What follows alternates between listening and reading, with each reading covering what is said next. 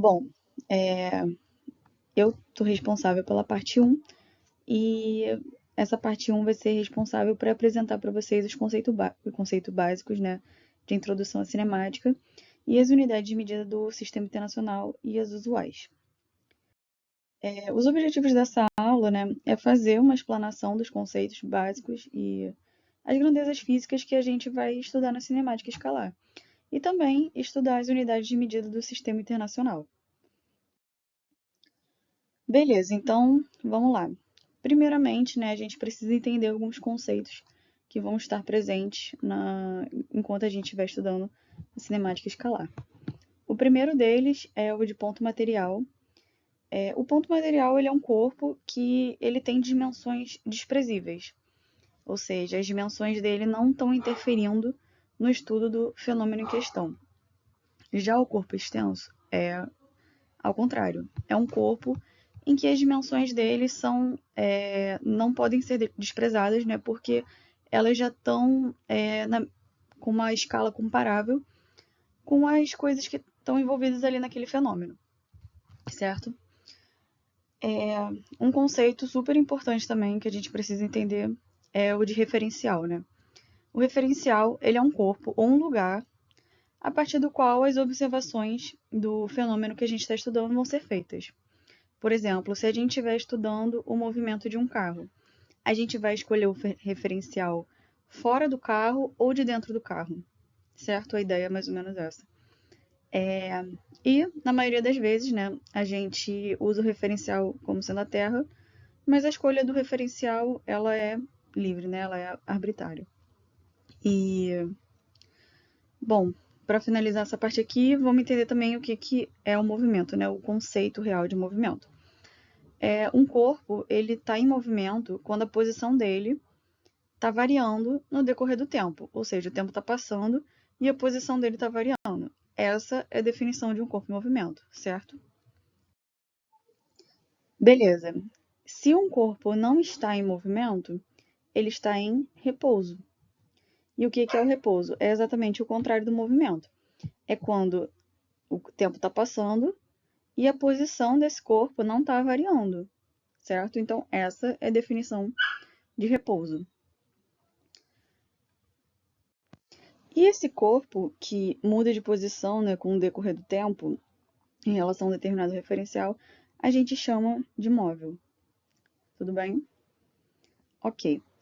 E também, quando a gente vai começar a estudar um fenômeno, a gente define um ponto para o início das medições. E a gente chama esse ponto de origem, certo?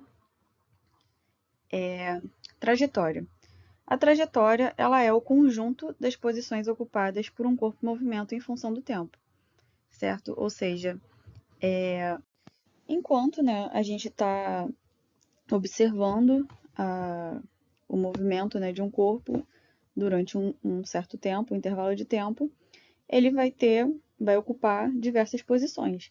E a gente vai chamar o conjunto de todas essas posições de trajetória. Ok, mas o que é a posição?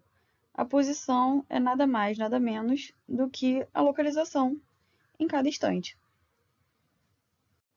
E é importante também frisar que a gente deve sempre orientar a trajetória e adotar um ponto zero como origem. E agora, para finalizar essa parte dessa introdução desses conceitos, esses 4 conceitos aqui, eles são os que vocês mais vão ver, com certeza, ao decorrer desse assunto, né? O primeiro é o deslocamento escalar, que é representado por esse ΔS. A gente usa o S porque em inglês, né, eles falam space. Então é por isso que a gente adota o S. Bom, e o deslocamento escalar, ele é uma grandeza que representa a variação de posição entre 2 instantes. Então, ele é calculado pela diferença entre a posição final e a posição inicial. Então, ΔS é igual a S menos S0, ou seja, posição final menos posição inicial. E aí, a gente tem um conceito que é parecido, né, que é muito fácil de confundir, mas que não é igual, que é de espaço percorrido, que representado por essa letra D. O espaço percorrido, né, ele é uma grandeza escalar que é dado pela soma dos módulos de todos os deslocamentos que esse corpo teve. Isso resulta num deslocamento total. Então, esse espaço percorrido, ele nunca vai assumir um valor negativo. Eu acredito que nesse primeiro momento pode não ter ficado muito claro qual é a diferença de deslocamento escalar e espaço percorrido. Então, mais para frente a gente vai fazer um exemplo que vai deixar bem claro para vocês qual é a diferença entre os dois. Certo? Então, vamos continuar.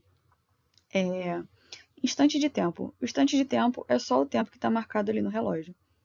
Tudo bem? Se você olhou e está 3 segundos. Então, esse é o instante de tempo. Já o intervalo de tempo, que é representado por esse ΔT, ele é a diferença entre dois instantes de tempo marcados, que é o tempo final menos o tempo inicial. Tudo bem? E agora, né, a gente também precisa ter conhecimento do Sistema Internacional de Unidades, né, que a gente usa na cinemática. Para o deslocamento escalar e para o espaço percorrido, a gente usa o metro, que é representado pela letra M, e para o instante de tempo e intervalo de tempo, a gente usa o segundo, que é representado pela letra S. Bom, lembram que eu falei, né, que a gente ia precisar fazer um exemplo que deixasse bem claro qual é a diferença de deslocamento escalar para espaço percorrido. Bom, então vamos olhar esse exemplo aqui. Um carro de Fórmula 1 percorre um circuito fechado cujo comprimento é de 5,5 km. Sabendo que durante uma corrida completa, o carro completa 20 voltas nessa pista, determine o espaço percorrido e o deslocamento desse veículo durante uma prova completa. Então, tá vendo que ele está pedindo duas coisas diferentes, né? Porque espaço percorrido e deslocamento não é a mesma coisa. Então, vamos lá. O que está acontecendo aqui? A gente tem que a trajetória do carro é esse círculo. Então, vamos supor que ele começou aqui. Aí ele começou aqui, veio, fez essa volta toda e quando ele passar por aqui de novo, ele voltou para o lugar que ele estava. Então, vocês concordam que, por exemplo, para deixar isso bem claro, vamos supor que, vamos chamar esse lugar aqui, vamos supor que ele valha 1. Então, se a gente for calcular o deslocamento, que é ΔS, igual a S menos S0, ou seja, a posição final menos a posição inicial, qual é a posição final dele? O 1, né? Porque ele parou aqui. Então, 1. E qual é a posição inicial? É o 1 também, né? Porque ele começou dali. Então, 1 menos 1 dá 0. Então, o deslocamento dele é 0. Já o espaço percorrido por ele é outra história. Por quê? Porque ele começou daqui e percorreu isso aqui tudo 20 vezes. Então, o espaço que ele percorreu, o que ele disse pra gente? O comprimento dessa pista aqui é de 5,5. Se ele correu 20 vezes essa pista, então é 5,5 vezes 20. Isso dá 110 quilômetros. Entenderam? Essa é a diferença de deslocamento para espaço percorrido. Bom, então a gente fica por aqui. A Luísa vai apresentar a parte 2. Espero que vocês tenham gostado da aula e façam bom uso desse material.